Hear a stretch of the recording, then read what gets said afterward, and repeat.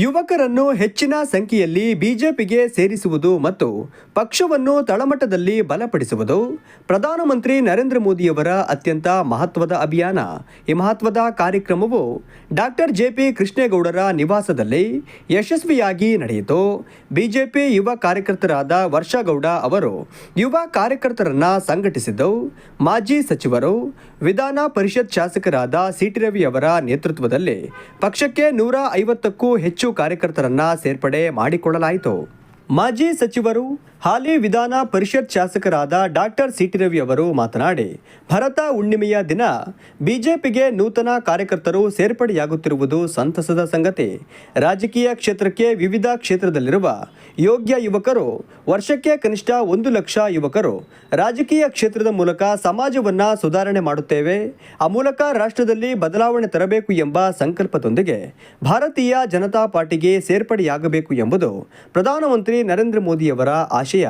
ಅಂತೆಯೇ ಇಂದು doctor JP Krishnegowda ಅವರ ನಿವಾಸದಲ್ಲಿ 150ಕ್ಕೂ ಹೆಚ್ಚು ಯುವ ಕಾರ್ಯಕರ್ತರು ಸೇರ್ಪಡೆಯಾಗುತ್ತಿರುವುದು ಸಂತಸದ ಸಂಗತಿ ಎಂದರು. 2-3 ಬಾರಿ ತಮ್ಮ ಭಾಷಣದಲ್ಲಿ ಪುನರುಚ್ಚಾರ ಮಾಡಿದ್ದಾರೆ. ರಾಜಕೀಯ ಕ್ಷೇತ್ರಕ್ಕೆ ವಿವಿಧ ಕ್ಷೇತ್ರಗಳಲ್ಲಿರ್ತಕ್ಕಂಥ ಯೋಗ್ಯ ಯುವಕರು ಕನಿಷ್ಠ 1 ಲಕ್ಷ ಜನ ಬರಬೇಕು.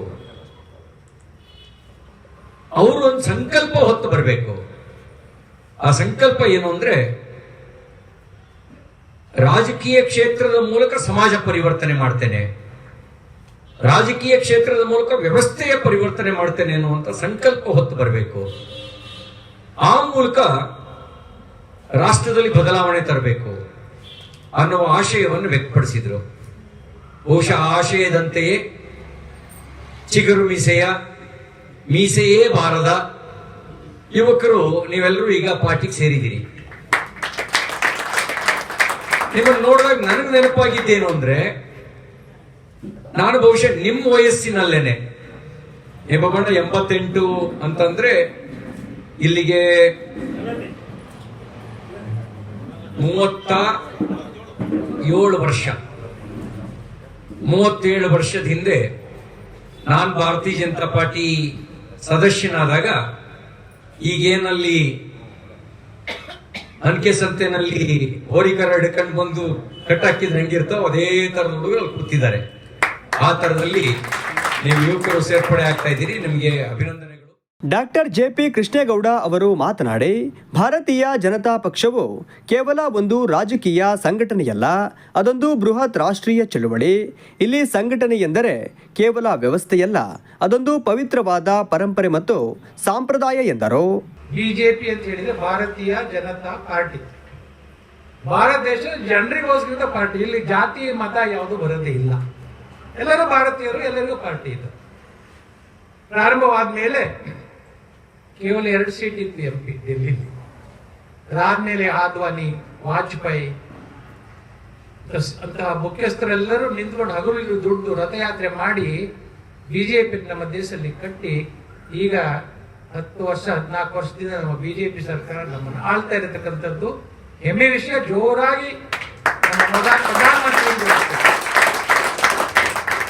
ಯುವ ಕಾರ್ಯಕರ್ತರಾದ ವರ್ಷಗೌಡ ಅವರು ಮಾತನಾಡಿ, ಶ್ಯಾಮ್ ಪ್ರಸಾದ್ ಮುಖರ್ಜಿ ಮತ್ತು ಅಟಲ್ ಬಿಹಾರಿ ವಾಜಪೇಯಿಯವರ ಕಾಲದಿಂದ ಬೆಳೆದು ಬಂದಿರುವ ಭಾರತೀಯ ಜನತಾ ಪಾರ್ಟಿಯನ್ನು ಮುಂದಕ್ಕೆ ಕೊಂಡೊಯ್ಯುವುದು ಯುವ ಕಾರ್ಯಕರ್ತರ ಕೈಯಲ್ಲಿ ಇದ್ದು, ನೂತನವಾಗಿ ಸೇರ್ಪಡೆಯಾಗಿರುವ ಕಾರ್ಯಕರ್ತರು ಪಕ್ಷವನ್ನು ಸಂಘಟಿಸುವುದರ ಜೊತೆಗೆ ದೇಶದ ರಕ್ಷಣೆಗೆ ಪಣ ತೊಡಬೇಕು ಎಂದರು.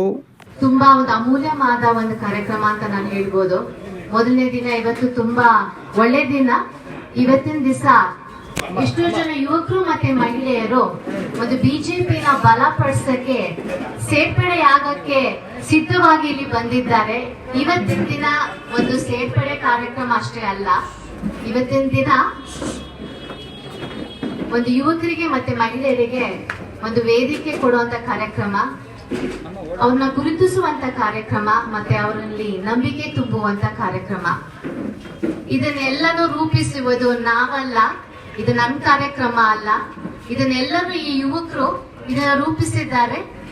ಅವರಿಗೆ ಬೇಕಾಗಿರೋದು ಒಂದು ವೇದಿಕೆ ಅಷ್ಟೇ. ನನ್ನ ಹತ್ರ ಬಂದ್ಬಿಟ್ಟು ನಮ್ ಕೃಷ್ಣೇಗೌಡ್ರ ಹತ್ರ ಮತ್ತೆ ನಮ್ಮ ಹತ್ರ ಬಂದ್ಬಿಟ್ಟು ಕೆಲವು ಯುವಕರು ಹೇಳ್ಕೊಂಡ್ರು, ಅಕ್ಕ ನಮಗೆ ಒಂದು ಅಧಿಕೃತವಾಗಿ ಒಂದು ಗುರುತುಪಡಿಸಿ ವೇದಿಕೆ ಮೇಲೆ ರವಿ ಅಣ್ಣನವ್ರ ನೇತೃತ್ವದಲ್ಲಿ ನಮಗೆ ಬಿಜೆಪಿಗೆ ಸೇರ್ಬೇಕು ಅಂತ ಆಗ ನಾವ್ ಇಮಿಡಿಯೇಟ್ಲಿ ನಾನು ಅವ್ರನ್ನ ನಮ್ಮೆಲ್ಲರ ನೆಚ್ಚಿನ ಜನ ನಾಯಕರಾದ ಸಿ.ಟಿ. ರವಿ ಅಣ್ಣ ಹತ್ರ ಕರ್ಕೊಂಡು ಹೋದೆ. ರವಿ ಅಣ್ಣವ್ರು ಅದನ್ನ ಕೇಳ್ತಿದ್ದಂಗೆ ಎರಡನೇ ಯೋಚನೆ ಮಾಡ್ದಲೆ ಧಾರಾಳವಾಗಿ ಮಾಡಿ, ಯಾಕಂದ್ರೆ ಈ ತರ ಕೆಲಸ ಒಂದು ಬಿಜೆಪಿ ಪಕ್ಷನ ಬಲಪಡಿಸುವಂತ ಕೆಲಸ. ನಮ್ಮ ಮೋದಿಜಿ ಅವ್ರು ಹೇಳಿದ್ದಾರೆ, ನಮ್ಮ ಮನೆಯಲ್ಲಿ ಚಿಕ್ಕ ಚಿಕ್ಕ ಊರುಗಳಲ್ಲಿ, ಸ್ಕೂಲು, ಕಾಲೇಜಲ್ಲಿ, ದೇವಸ್ಥಾನದಲ್ಲಿ, ಮಠದಲ್ಲಿ ಎಲ್ಲ ಕಡೆನೂ ಈ ತರ ಸೇರ್ಪಡೆ ಕಾರ್ಯಕ್ರಮಗಳನ್ನ ಮಾಡಬೇಕು. ನಮ್ ಬಿಜೆಪಿನ ಬಲಪಡಿಸ್ಬೇಕು. ಬಿಜೆಪಿ ಒಂದು ಪಕ್ಷ ಅಲ್ಲ, ಅದೊಂದು ಕುಟುಂಬ. ನಮ್ಮ ಕುಟುಂಬನ ನಾವು ಇನ್ನೂ ದೊಡ್ಡದು ಮಾಡಬೇಕು. ಈ ಸಂದರ್ಭದಲ್ಲಿ ಬಿಜೆಪಿ ನಗರ ಅಧ್ಯಕ್ಷರಾದ ಪುಷ್ಪರಾಜ್, ಬೊಪ್ಪಣ್ಣ, ಮಹೇಶ್, ಜ್ಯೋತಿ, ಮಂಜುನಾಥ್, ವೆಂಕಟೇಶ್ ಮುಂತಾದವರು ಉಪಸ್ಥಿತರಿದ್ದರು.